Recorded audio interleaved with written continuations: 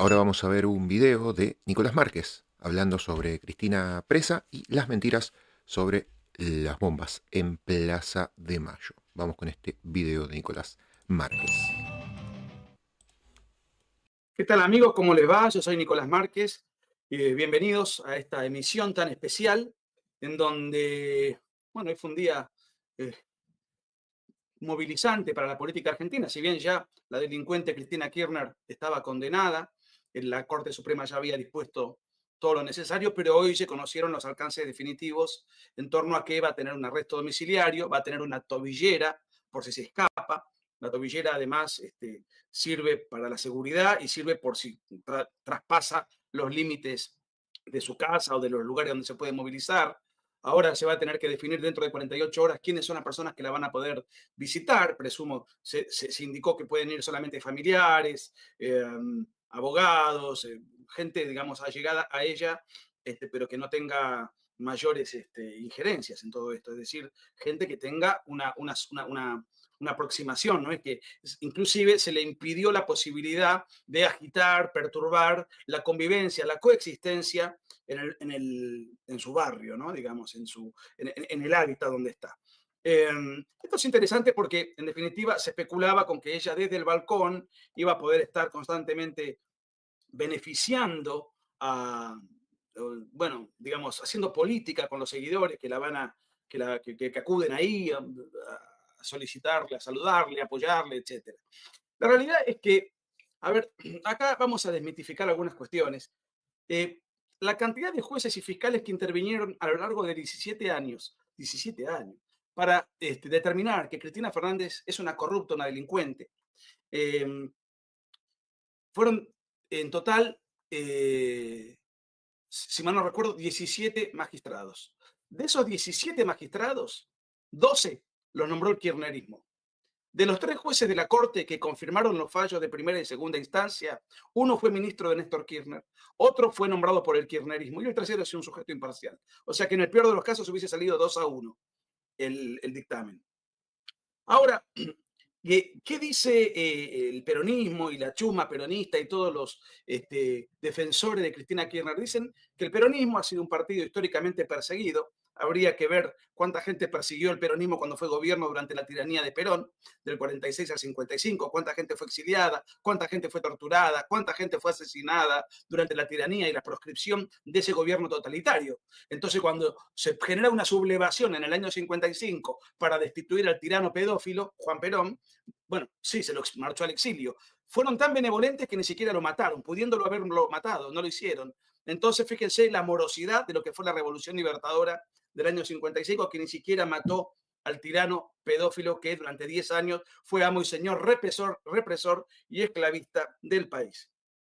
Bueno, dicho esto, y antes de avanzar en los temas que nos ocupan, porque no solamente vamos a hablar de Cristina, sino de un episodio que se intenta entremezclar, que ocurrió ayer, se cumplieron 50 años, y que tiene que ver con el bombardeo a lo que le llama la casta peronista a Plaza de Mayo en el año 55.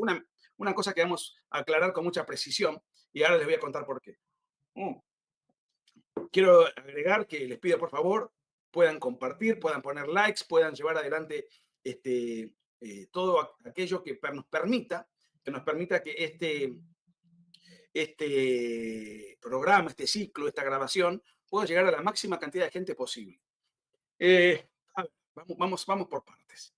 Eh, Miren, no hace falta ser, a ver, la mayoría de la gente que dice, no, acá hay una proscripción a Cristina, realmente es un recurso retórico, una excusa muy pobre porque no hay, digamos, mucho para decir al respecto. Es más, la gente que dice que hubo una proscripción no leyó un carajo el expediente y fue una causa que transitó durante el gobierno de Cristina, durante el gobierno de Alberto Fernández, durante el gobierno de Macri y, digamos, las sentencias fueron dadas incluso bajo el gobierno de Alberto Fernández. Y los jueces, en su mayoría, fueron nombrados durante el kirchnerismo. Se habla del partido judicial, del lawfare, toda una payasada muy difícil de defender y sostener. Repito, de los 17 magistrados que intervinieron en las diferentes instancias, 12 los nombró el kirchnerismo. Y de los 3 jueces de la Corte, uno lo nombró el kirchnerismo y el otro fue ministro de Néstor Kirchner. Entonces, ¿de qué están hablando? O sea, es muy difícil de defender. Pero le voy a contar una cosa. En el año 2023, la fortuna en blanco, sin contar lo que Cristina tiene guardado y que no sabemos dónde está, o sea, lo que está en negro, como se dice popularmente, eh, ascendía a 220 millones de dólares. Interesante porque Cristina toda su vida fue funcionaria pública, trabajó en el Estado. Una vez le preguntaron en Harvard, si se acuerdan, cuando fue a Harvard y hizo un papelón ahí, bueno, como es su costumbre, una chica le preguntó cómo construyó su fortuna. Y ella dijo, mintiendo, porque he sido una abogada exitosa. Curioso, porque no se le conoce título universitario, no se le conoce matrícula de abogada colegiada en algún colegio, y no se le conoce un solo juicio que en su vida haya ganado ni que haya ejercido como abogada en el supuesto caso de que se haya recibido. Cosa que lo más probable es que esto no haya sido así, sino que haya sido una mentira que el aparato peronista por espacio de años intentó ocultar. Entonces, si esa fortuna la hizo en calidad de abogada exitosa, díganme, los fanáticos que defienden a esta delincuente, cuál es su número de matrícula, cuál fue su fecha y su expediente. Muéstrenme una foto del día en que se recibió, el día en que le entregaron el diploma, y cuál fue, porque para ejercer la profesión hay que estar matriculado. Bueno, cuál es su número de matrícula y en qué colegio de abogados, de qué jurisdicción estuvo matriculada, y las carátulas de algunos de los onerosos juicios que debe haber ganado en calidad de abogada exitosa. La chica que hizo esa pregunta, poco después apareció muerta, no sé si se acuerdan, en un supuesto accidente de tránsito en la ciudad de Buenos Aires. Bueno, sí, es bastante fácil advertir que esta era una delincuente, una sinvergüenza, ella y su marido, una cosa que no hace falta ser un erudito. Pero bueno, todos los peronistas y sus amigotes, bueno, a ver, partamos de la base de que el peronismo es una organización delictiva, una organización criminal, o sea que es natural que se solidaricen entre sí y que digan que hay una persecución política, porque en definitiva, si todos son delincuentes, todos no son delincuentes. Pero en gran parte el delito, la inmoralidad, el contubernio, el robo, el saqueo, es parte constitutiva de la idiosincrasia peronista.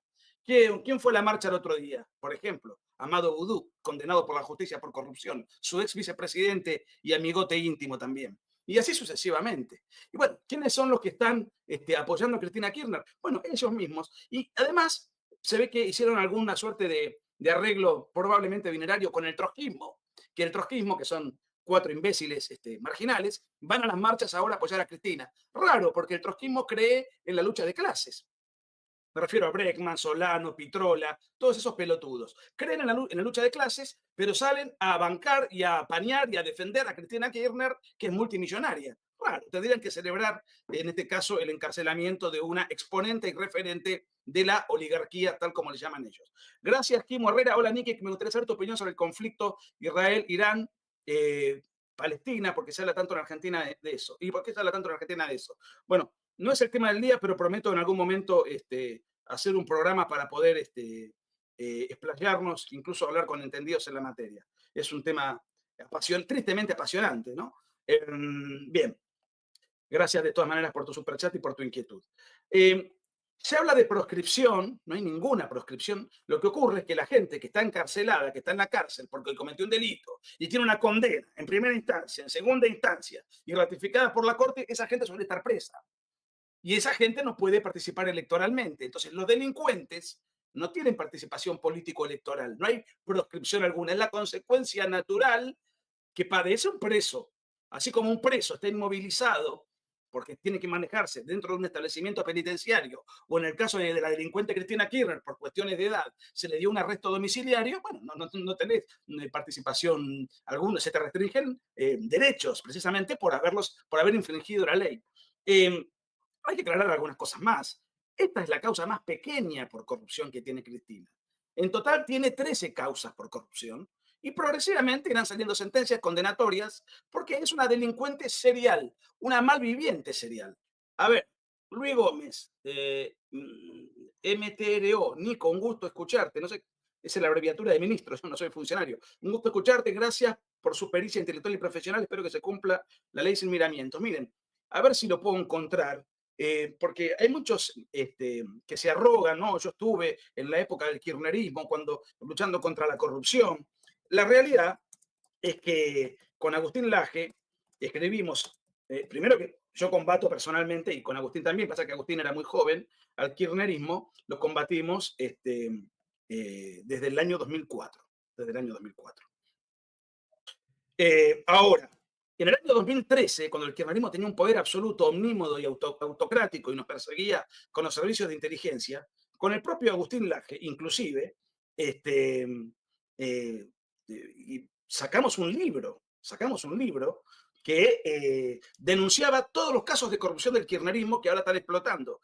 ¿Quién era la presidenta? Cristina Kirchner. ¿Cuánto había sacado Cristina Kirchner? El 54% de los votos. Tenía un poder absoluto.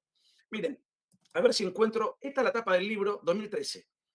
Resulta que ahora algunos aparecen diciendo, no, porque nosotros estábamos, flaco, esto desde el 2013. Fíjense lo que están acá, Vudú condenado. Está Néstor y Cristina, Lázaro Báez, que es el testaferro que ahora, que por esta misma causa, también condenado por la justicia.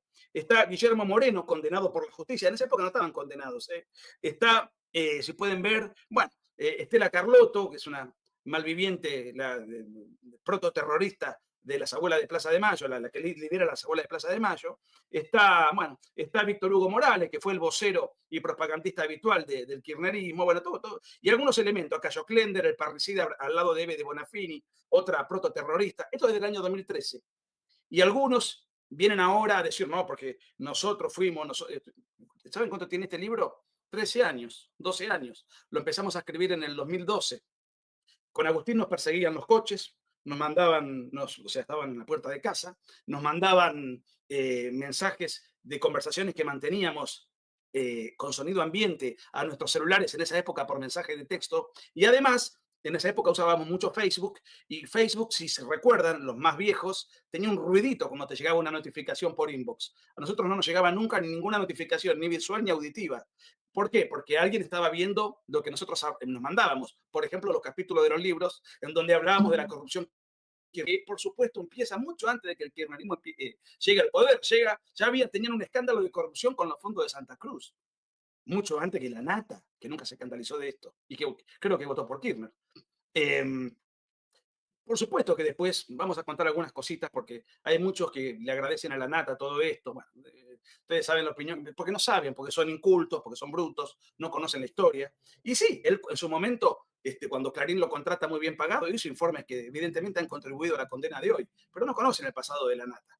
Por eso estuvimos quienes nos opusimos al kirchnerismo desde el primer día, sin un centavo, sin notoriedad, pagando los libros con nuestro dinero, y después aparecen los mercenarios que tenían acceso a los grandes medios, pero su pasado, su conversión al antikirchnerismo es después de muchos hechos que ya se sabían que eran una reco y una banda de delincuentes y malvivientes. Bueno, vamos a ver. Nació un año después del bombardeo a Plaza de Mayo, según la jerga kirchnerista, dice Zambomba 23. Mi viejo me contaba años después que los golpes eran un cóctel entre políticos, periodistas y la iglesia, cuya costumbre era ir a golpear la puerta de los cuarteles. Vamos a hablar después un poquito de esto. Pero no quería dejar de mencionar, en realidad es mucho lo que se ha dicho. Algunos dicen, bueno, pero mañana va a haber una movilización, digamos, de energúmenos en defensa de Cristina Kirchner o en repudio a la persecución judicial. Y esto tratan de ir banarlo con un asunto que tiene que ver. Miren, antes que nada, quiero aclarar una cosa. Los que creen que esto es mérito de la Nata, o sea, que son gente que no tiene preparación, no sabe de qué se trata, vamos a hablar un poquito de esto, porque la Nata sí contribuyó en su momento y aportó con todo el aparato que le dio Clarín para que, contribuyó seguramente en la investigación periodística dentro de la cual hubo aspectos que seguramente se adjuntaron al expediente, que habrán contribuido a, mostraron cosas que evidentemente exponían de manera grotesca la corrupción kirchnerista, que la Nata descubre tardíamente, y eso sí es un mérito del programa que él tenía. Pero la Nata, ya que está tan idolatrado por algunos mal informados, en primer lugar, él fundó un diario de extrema izquierda, que lo financió un terrorista internacional. El diario se llama Página 12, lo ha reconocido la Nata públicamente, que se llamó Gurrerán Merlo, un asesino, líder del ERP, en los años 70, después atentó contra el gobierno de Alfonsín con el MTP, otra organización terrorista en el año 89, pero también fue asesino en el sandinismo nicaragüense. Incluso él asesinó materialmente a Somoza, como él lo ha confirmado. Le dio $1 millón a la Nata para hacer Página 12. Y la realidad es que la Nata, durante la década del 90, era precisamente un personaje que había hecho un programa de televisión que se llamaba Día D, que era un programa plagado de terroristas que participaban como panelistas. O sea, no era precisamente un programa de gente honorable. Ahí estaban Martín Caparrós, Montonero, Horacio Berbisky, el segundo jefe de inteligencia Montonero, todos pertenecientes al AMPA y al crimen organizado. También estaba en ese canal, en ese programa llamado Día D, estaba, por ejemplo, un programa de extrema izquierda, estaba de Miguel Bonazo, que era el jefe de prensa de la organización homicida Montoneros. En fin, la lista es larga. A ver si puedo encontrar algo. No lo tengo acá, pero hoy encontré alguna cosita. No sé dónde la puse, pero no importa. A ver si puedo. Acá está. A ver. Si me permiten. Quiero mostrar una foto que es emblemática de los tiempos de la Nata, cuando la Nata le tocaba jugar de asalariado del terrorismo, digamos, del terrorismo vernáculo, y en ese momento era un ensobrado del terrorismo, y por eso hacía programas defendiendo al terrorismo. Y desde ese punto de vista, nosotros no tenemos mucho más que decir, que era un sujeto repugnante de extrema izquierda. Bueno, no me deja subir la foto, una foto que él tiene con Berbisky en el programa Día D. Vamos a ver si podemos conseguir alguna otra, pero no era una foto circunstancial, eran sus panelistas habituales de su programa, a ver si podemos conseguir algo porque el archivo no nos lo dejaba subir. A ver. Vamos a ver si tenemos un poco de suerte. ¿Y quién era Berbisky? Vive este sujeto. Bueno, era el segundo en inteligencia Montonero, y todos los atentados del terrorismo montonero pasaban por su información. O sea, que era un personaje funesto, un delincuente de altas proporciones. Ni siquiera era un personaje menor en esta organización criminal. Bueno, a ver, ahí está. La Nata con su panelista habitual, Horacio Berbisky. Puedo nombrar otros que estaban con él y que tenían la misma moral. Bueno, a ver, me alegro. ¿Qué ocurrió? Vamos por partes. El grupo Clarín era el órgano de propaganda de la delincuencia kirchnerista. La Nata se hacía el distraído hasta que, bueno, en un momento determinado se va de Página 12, emprende algunos proyectos periodísticos donde fracasa, pero era un tipo histriónico y tenía muy buen comunicador. En el año 2008-2009 la autocracia kirchnerista empieza a acosar a la prensa de una manera brutal, intenta encarcelar, por ejemplo, a los propietarios de Clarín, a Manieto y a Ernestina Herrera de Noble. Entonces ellos dicen, y el kirchnerismo tenía un poder absoluto, como sacamos este libro. Entonces, ¿qué hace Clarín? Lo contrata a la Nata para que ahora se vuelva en paladín de la democracia, de la república, deje de lado a sus amigos terroristas, deje de lado sus vínculos con la guerrilla, se civilice y se convierta en un hombre amable con sus dotes histriónicos, y le pusieron mucha plata para investigar los crímenes, los crímenes del kirchnerismo. Desde ese punto de vista operó muy bien. La Nata recibió ingentes recursos y, bueno, se puso a trabajar y se convirtió en demócrata, en republicano y en antikirchnerista, hasta que finalmente, bueno, ahora murió como consecuencia de sus permanentes excesos por todo concepto, fundamentalmente los ligados con la cocaína, que es un hecho lamentable para él. Pero bueno, eso es un tema que, bueno, nada, no tengo mucho para decir, es un tema personal de él. Es interesante esto para saber quién es quién y quiénes son los que estuvieron luchando desde el primer principio contra esta mafia, no los que se convirtieron después por negocios y que tienen un pasado también vinculado al crimen, o por lo menos que recibían plata del crimen y del homicidio organizado, como era el caso de la Nata en Página 12. Interesante, interesa el dato. Interesa. Ahora, un aspecto que me parece que no es menor es aquel que esbozan los representantes del kirchnerismo, alegando que el pueblo, que este es un fallo contra el pueblo,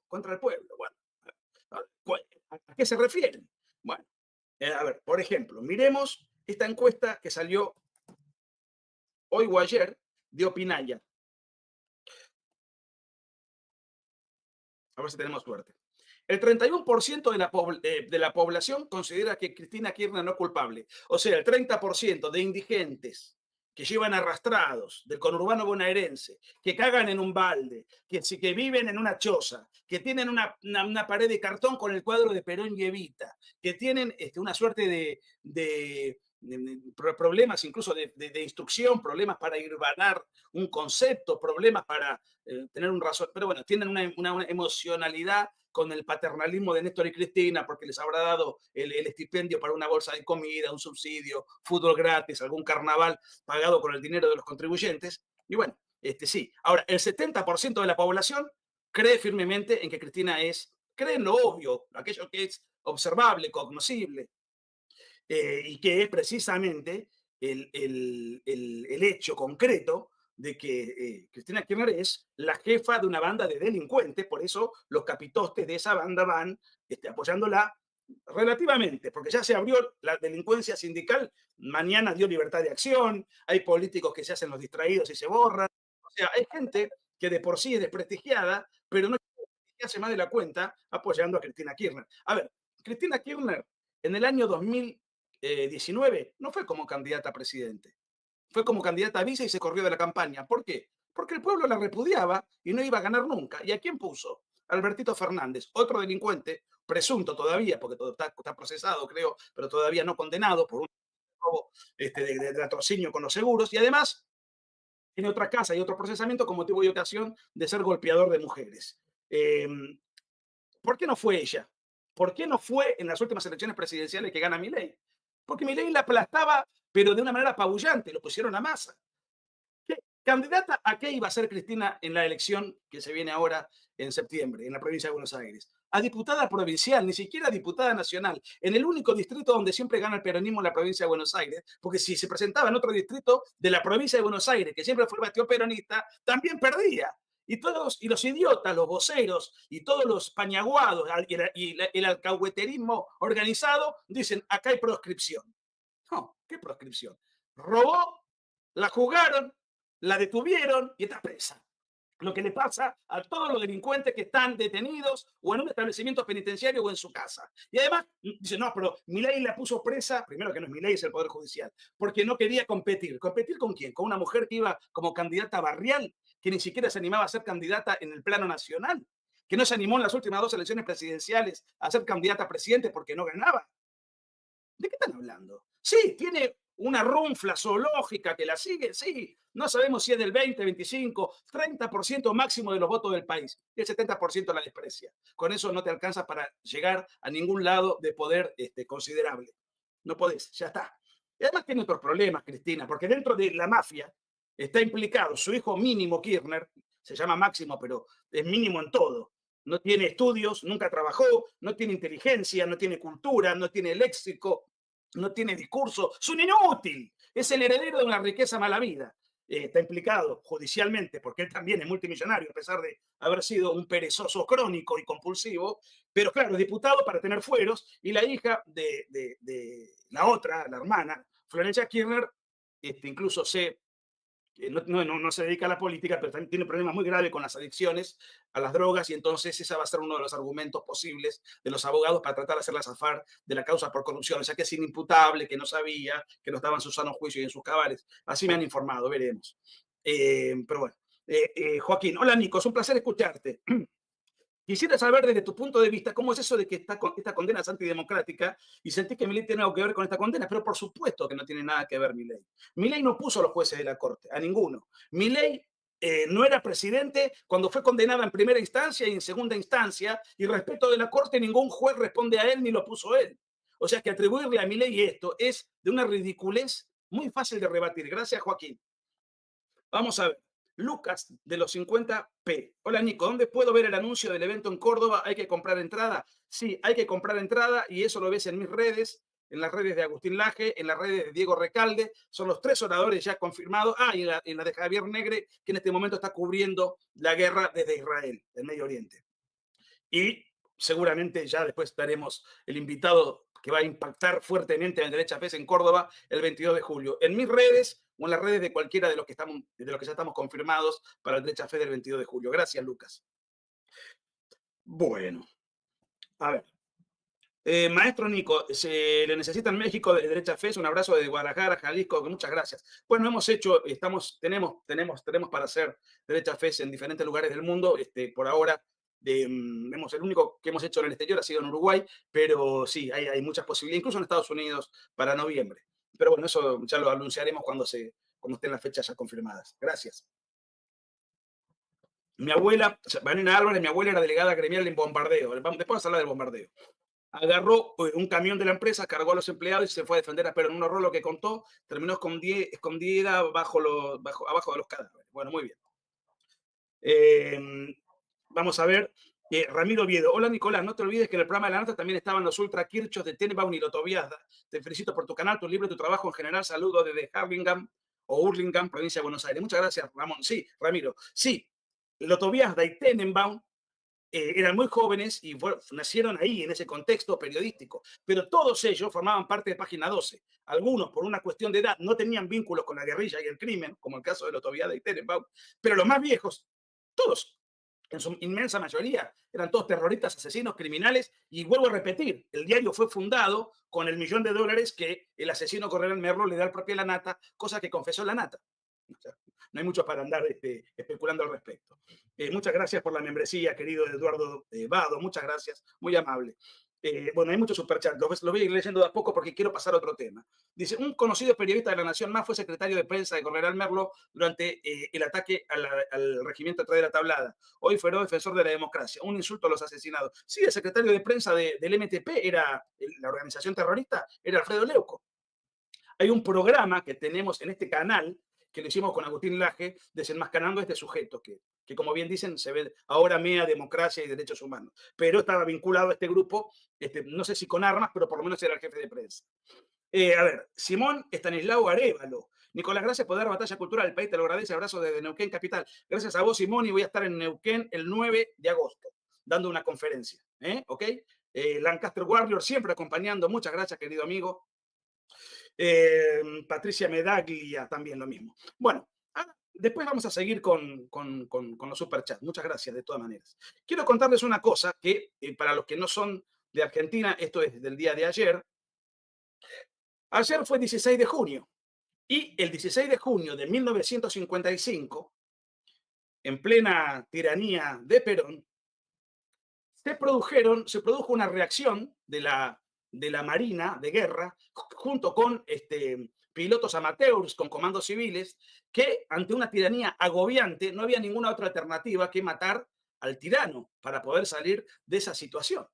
Entonces, el tirano manejaba la Fuerza Aérea, manejaba el Ejército, la Marina no tanto, no podía llegar allí. Para que se den una idea, se cerraron 150 diarios, había presos torturados a granel solamente por disentir, y había además artistas que no participaban de la filosofía del régimen, que no adherían y que eran encarcelados y torturados, pero casos famosos y emblemáticos. Pugliese, enorme director de orquesta, Libertad Lamarque, que tuvo que exiliarse, Victoria Ocampo presa, y así sucesivamente. La persecución era brutal y agobiante, había culto a la personalidad. Los niños en el colegio tenían que todas las mañanas cantar la marcha peronista, que le hizo hacer Perón para regocijo y vanidad de sí mismo. Había realmente una cosa tremenda. Inclusive hubo una reforma constitucional ilegal, la del año 49, que le permitía a Perón una ilegal reelección indefinida. Y digo ilegal por un montón de cuestiones constitucionales que les voy a mencionar una sola. Corrientes era una provincia opositora. Se prohibió que Corrientes entonces participe de la elección, que era la convención constituyente para elegir a los convencionales que iban a armar la nueva constitución. Bueno, una cosa vergonzosa. Siempre cuento a veces una anécdota personal, pero no es por eso. Mi abuelo era abogado laboralista, o sea, abogado especializado en derecho laboral. Como se le exigía a los obreros afiliarse al sindicato peronista o al partido peronista, había muchos obreros, incluso del Partido Comunista mayormente, que no querían afiliarse al Partido Peronista, porque eran expulsados. Mi abuelo, como era abogado, defendía gratis, porque los obreros no tenían dinero para contratar a un abogado de fuste, defendía gratis a los obreros comunistas que eran expulsados por la tiranía. Conclusión, mi abuelo estuvo preso, torturado todos los días, y hasta la Revolución Libertadora del 55 no salió en libertad. ¿Qué pasó el 16 de junio del 55? La Marina de Guerra se levanta porque ese día iba a haber una coreografía de aviones y Perón iba a estar en la parte superior de la Casa de Gobierno contemplando la coreografía de aviones. Entonces, el plan era, fíjense la desesperación de la época, marchar con aviones, bombardear la Casa de Gobierno y con eso matar a Perón. Me van a decir, bueno, pero ¿por qué no lo hacían a través de elecciones? Pero que las elecciones eran como las venezolanas. Les voy a poner un ejemplo. Había muchos partidos políticos, pero había una ley electoral sancionada durante la tiranía de Perón que impedía que los partidos políticos pudiesen ir juntos en un frente común. Entonces, se garantizaba que todos los partidos políticos tenían que ir necesariamente separados. Entonces separaba a toda la oposición y además tenían restringido acceso a todo noticiero, a todo diario. Había una sola radio que transmitía en cadena para todo el país. Toda la prensa estaba controlada de una manera abrumadora. No se podía exhibir ningún tipo de comentario ni nada, ni tener el más mínimo acceso a los diarios de la época. De hecho, ustedes lo han visto, Vicente Mazot, amigo personal y un intelectual brillante, su familia tenía un diario muy antiperonista, fue el primero en ser cerrado. Lo cerraron. El diario La Prensa, otro diario muy influyente en la época, el diario Perón, digamos, Perón lo confisca y se lo entrega a la mafia sindical para que haga de ese diario un diario oficialista. Y los dueños del diario La Prensa tuvieron que exiliarse a Estados Unidos. Y después muchos otros diputados o gente de prestigio de la época o influyente tenían que marchar al exilio o estaban presos. Por ejemplo, el principal partido opositor era el Partido Radical. Manejado por Frondizi y el principal referente político era Balbín. Y el principal referente de la principal provincia, que era la provincia de Buenos Aires, era Moisés Levenson, los tres presos. El Partido Socialista, que tenía su peso, los conservadores, todos presos. Era agobiante. Llegó un momento en el cual además hubo persecución religiosa manifiesta. Bueno, no había alternativas. El que cree que había otra alternativa, en ese momento, díganme cuál era, porque no había. Y la realidad es que bueno, en las unidades básicas, o sea, en los ámbitos de adoctrinamiento peronista, había que rezar el Ave María de María Eva, como una cosa santificante, ¿no? Yo voy a reeditar dentro de 15 días, y ya lo pueden comprar, si quieren, a un precio especial, uno de mis trabajos de los cuales me siento más orgulloso, que se llama Perón, el fetiche de las masas, que va a ser reeditado por Hojas del Sur y que en 15 va a estar en toda la Argentina, también en Amazon, y que debajo del video pueden hacer link, lo compran a un superprecio y lo reciben de la editorial a su casa, sale el 1 de julio. Perón, el fetiche de las masas, una mejor edición, una nueva composición, una edición espectacular de Hojas del Sur. ¿Qué pasó el 16 de junio del 55? Salieron aviones de la Marina, pero resulta que había un día hipernublado, tan nublado que se suspendió la coreografía aérea, porque lo que buscaban los rebeldes era matar a Perón, tirar las bombas en Casa de Gobierno, donde Perón iba a estar en la planta superior de la Casa de Gobierno mirando el espectáculo, y algo que además tenía un respaldo constitucional. El artículo 29 de la Constitución permite que uno puede alzarse contra un gobierno que usurpa la suma del poder público, Y había así una gran desesperación y un gran nerviosismo donde no se sabía más qué hacer con este personaje que hacía 10 años más, porque ya desde el año 43, cuando hizo el golpe de Estado para que la Argentina se coloque del lado de los nazis en plena Segunda Guerra Mundial, él hizo el golpe de Estado y de ahí tuvo grandes cargos, fue ministro de Guerra, secretario de Trabajo y Previsión Social y vicedictador en ese momento, todo al unísono, los tres cargos al unísono. Les sugiero que es el mejor libro que existe sobre Perón, y perdón la vanidad, porque lo escribí yo, pero es así, y me rompí el alma para hacer este libro. Me llevó una investigación tremenda y no hay margen de error, todo está totalmente documentado. Ahora, ¿qué dice el peronismo? Que hubo un ataque de la Marina para matar a la gente en Plaza de Mayo. Primer punto, no había ninguna pretensión ni de matar a nadie en Plaza de Mayo. La pretensión era matar a Perón y Perón iba a estar en la Casa de Gobierno. Fue un acto de fuerza y un acto de guerra. Ahora bien, se suspende el acto, pero Perón sabía desde muy temprano que la Marina iba a lanzar sus respectivos aviones, la Marina de Guerra, para bombardear la Casa de Gobierno. ¿Qué hizo Perón? ¿Evacuó la zona? No. ¿Alertó? No. ¿Y el personal de la Casa Rosada? También. dejó que trabajen libremente dentro de la Casa Rosada. Ahora, él no se quedó en la Casa Rosada, se escondió en el sótano del Ministerio de Guerra. ¿Qué es lo que pretendía Perón? Que haya mucha gente, incluso llamó gente a defender, avisando que iba a haber alguna acción sin especificar mucho. ¿Para qué? Para que las bombas cayeran y mataran la mayor cantidad de gente posible y entonces endilgarle a los enemigos una posible masacre, cuando él ya tenía información.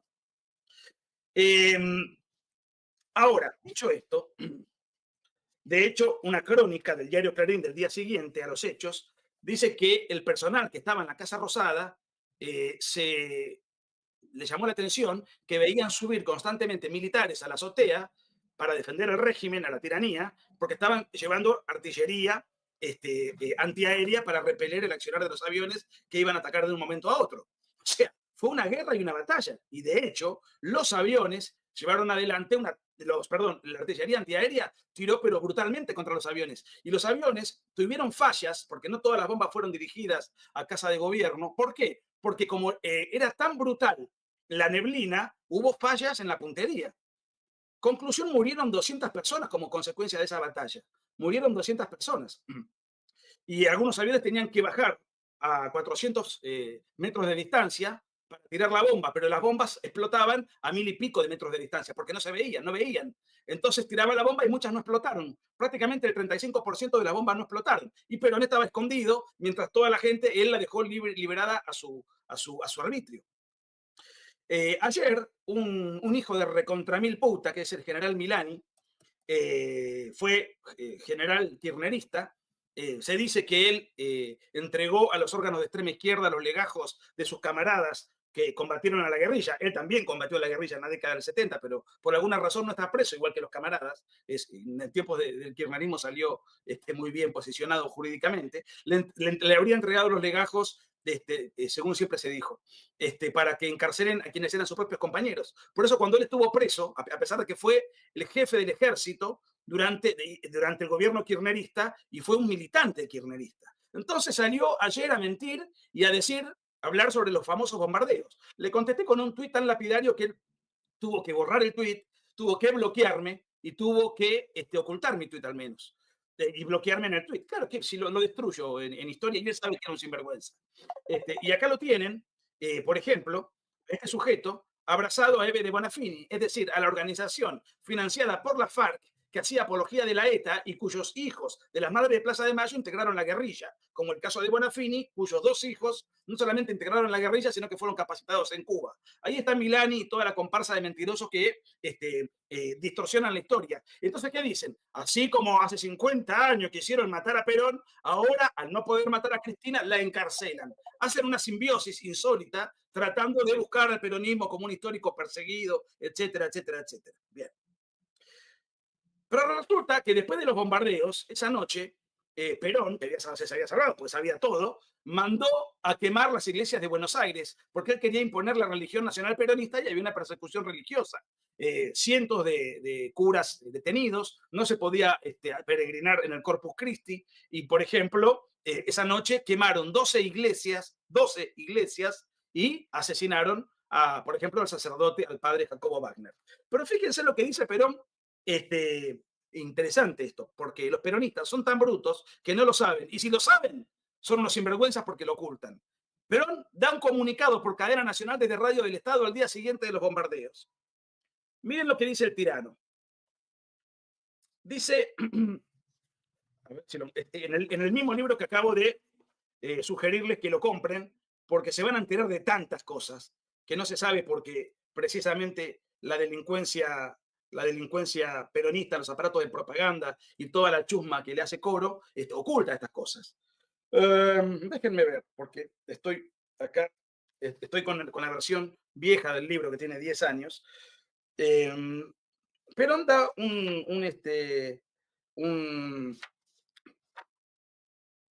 mensaje en cadena nacional. A ver si lo tengo acá. Pero,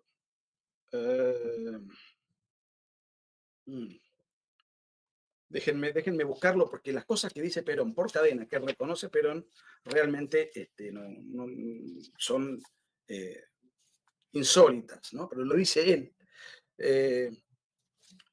A ver si lo encuentro, que lo tenía acá perfectamente separado. Soy tan desprolijo.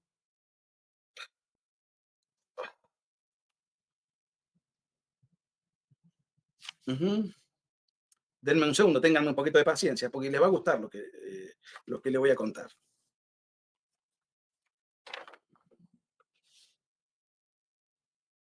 Les va a gustar.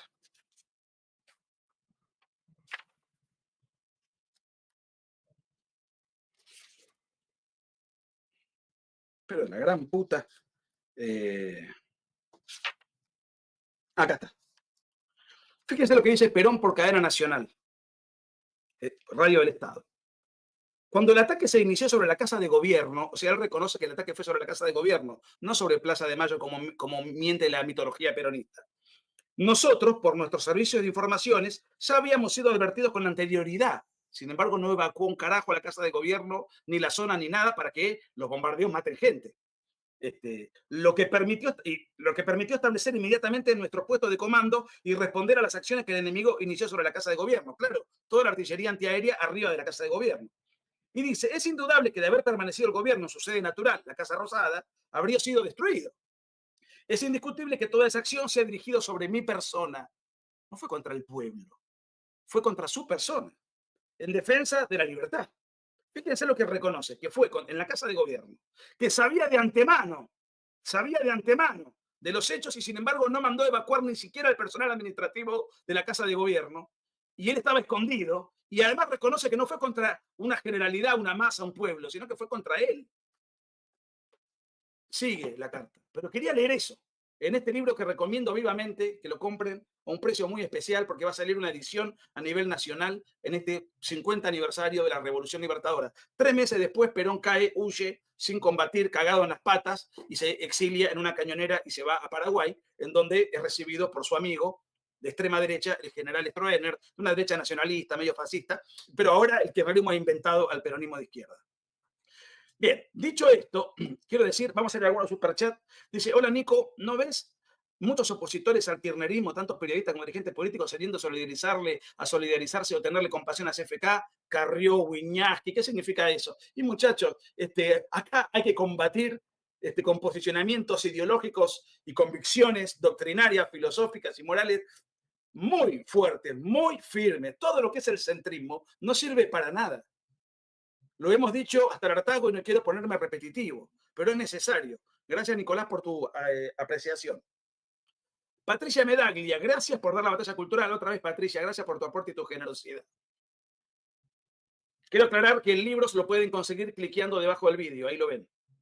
Nico, acá en casa, viéndote con mi esposa y mi hija, queremos escuchar lo que relatas en tu libro, pero no el fetiche de la masa, acerca de cómo manipularon el bombardeo de la Casa Rosada. Abrazo de corazón, gracias, querido Esteban. Bueno, es largo ese capítulo, muy entretenido, trágico, pero muy entretenido, y ahí vas desmoronando todas las mentiras que teje la liturgia peronista y que los no peronistas no saben responder por falta de formación o por falta de coraje, porque no se animan. Es más, si les preguntan van a repudiar esto, son flojitos de convicciones, tienen miedo de padecer algún repudio, también son flojitos intelectualmente, no saben. Si un medio quería hablar de Balbín, solo podría nombrar Blablín. Es cierto, como que era un bla bla. Lo leí en Perón, el fetiche de las masas. Gracias, Nicolás. Gracias por tu aporte y bueno, gracias por haber leído el libro en su momento. Kimo Herrera. Niki, ya me leí 11 de tu libro, me faltan 4 que no puedo conseguir. Me refiero al primero que hiciste con Agustín, el segundo de Guevara, el de Chávez y el de Correa. Bueno, el de Correa lo podés conseguir, pones el cuentero de Carondelet, que así se llama, y ahí vas a obtenerlo por PDF, porque como no lo podíamos vender en Ecuador, porque Ecuador, la tiranía, la dictadura de Rafael Correa había proscripto el libro, entonces lo entregamos a las páginas opositoras por PDF de manera gratuita. Así que está. Gracias, Kimo querido. Rubén, combatir al partido del Estado. Muy bien. Gracias, Rubén, que siempre está Rubén. Lucas, podemos ver también la maldad y el desprecio de Perón hacia la gente cuando dejó a la Bataclana que tenía de presidente ante su inminente muerte. Bueno, Lucas se está refiriendo a un episodio muy posterior, que fue cuando Perón vuelve del exilio, se presenta a elecciones, él ya estaba enfermo, cansado y le daban muy pocos meses de vida, en el medio de una guerra civil entre la guerrilla y el terrorismo contra las Fuerzas Armadas. Y él, sabiendo que se moría en la Constitución argentina, si se muere el presidente, el que sigue es el vicepresidente. Y bueno, colocó a su tercera esposa, Isabel Perón, que no se llamaba Isabel, era su nombre de prostituta, en un cabaret que él la conoció en Panamá, donde ella, bueno, hacía sus menesteres y se pone de novio, digamos, y bueno, se la lleva a la España franquista de la época. Para que sepan los izquierdistas que ahora defienden el kirchnerismo. Sabiendo que se moría, nos dejó a esa mujer que no tenía la más mínima preparación para administrar el país en una circunstancia de tan extrema gravedad y de tan extrema tensión económica, política y militar. Argentina estaba siendo víctima y agredida militarmente. En lugar de dejar a alguien capacitado, dice Lucas, y claro, bueno, pues sí, pero nunca le interesó el país. A ver, es cierto que a Perón lo mandaron de espía a Chile y fracasó, dice Lancaster, sí, también está en el libro, acá van a encontrar todo en este libro. Lo mandaron de espía, tuvo un fracaso rotundo, lo sancionan y vuelve vergonzosamente a la Argentina, pero después lo perdonan, le levantan la sanción y lo mandan en el año 38 a la Italia mussolinista, donde él estudia fascismo, del 38 al 40, vuelve encandilado con el fascismo y lo quiere imponer en la Argentina. Como él no tenía un partido político ni era alguien gravitante, forma parte de una logia. En ese momento estábamos en Segunda Guerra Mundial, que empieza en el 39, y en el año 43 hacen un golpe de Estado contra el gobierno conservador. Argentina era la sexta potencia mundial, y bueno, es ahí donde empieza Perón a llegar a situaciones de poder, pero justamente a raíz de la fuerza. Por eso él, desde el poder, pudo hacer ese desparramo de riqueza con la plata que había encontrado en un país muy próspero, en el Banco Central que tenían los conservadores, porque Argentina era un país realmente admirable en ese momento. Entonces, no fue como Milei, que salió de abajo y desde abajo convenció a la gente. No, él llegó al poder a la fuerza y desde el poder usó todo el aparato del Estado para perpetuarse. Saludos desde Neuquén. Vuelvo a repetir, el 8 de agosto estoy en Neuquén con Javier Negre. Señoras y señores, espero no haberlos agotado. A ver. Dijiste anteriormente que venías a Neuquén, ¿a qué parte o dónde? Ya van a ver el flyer, ya van a ver el flyer. Creo que va a estar Nadia Márquez, diputada, gran amiga mía, y Javier Negre, que como dije hoy, está cubriendo la guerra desde Israel. Tengo entendido es el sábado 8 o 9. Sábado 8 o 9, no me acuerdo de la fecha exacta, de agosto. Se los confirmo ahora, porque es un sábado. El sábado 9, ¿ok? Señoras y señores, sintiéndome muy satisfecho con el encarcelamiento de Cristina e invitarlos a adquirir con antelación, con en preventa este libro, que lo pueden pagar en cuotas, como quieran, cuyo link está debajo del video. Estamos reeditando muchos libros míos que estaban perdidos, con mejores tapas, con una gran calidad en todo sentido, por Hojas del Sur. De paso, les tiro una primicia. Hasta esta semana firmé contrato con HarperCollins, una multinacional estadounidense, para mi próximo libro que va a salir el segundo semestre del año que viene. ¿De qué trata el libro? Se van a enterar más adelante. Lo cierto es que tengo que escribir como un animal porque lo tengo que entregar a mediados de enero. A ver, algún superchat más. Qué bueno, esos son grandes. Ya fuimos por CFK, ahora vamos por el gordo del hijo. Bueno, tiene fueros. Vamos a ver cómo sucede. Todo esto va a ir prosperando en la medida en que el peronismo vaya perdiendo poder y esa corporación mafiosa e impune tenga menos herramientas como para seguir apañando a los sinvergüenzas que empobrecieron, embrutecieron, envilecieron las instituciones, la cultura, la política, la economía de los argentinos. Y que desde diciembre del 2023, con la llegada de Milei al poder, con un partido minúsculo y con muy poco poder político, en el sentido de que no hay ni gobernadores, ni intendentes, ni nada, y un congreso, un bloque oficialista muy chico, está llevando adelante una transformación terrible, enfrentando a todas las mafias múltiples que históricamente vivieron al calor del peronismo y de los gobiernos de turno que tampoco se diferenciaron mucho del peronismo. Fueron más o menos lo mismo con otros sellos.